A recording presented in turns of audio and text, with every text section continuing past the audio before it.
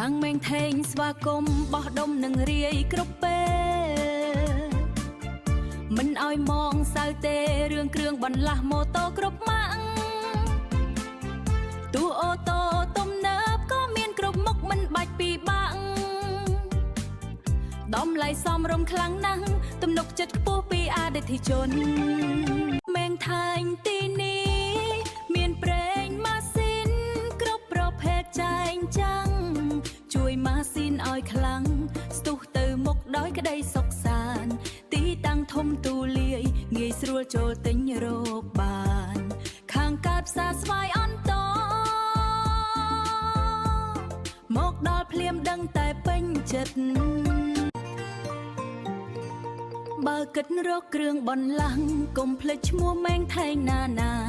គុណភាពនិងតម្លៃជូនបងប្អូនដោយភាពស្មោះត្រង់ទូរស័ព្ទទំនាក់ទំនងមាននៅលើផ្លាកស្រាប់ច្បាស់លាស់មេងថេងជំរើសល្អណាស់សម្រស់ម៉ូតូរបស់បង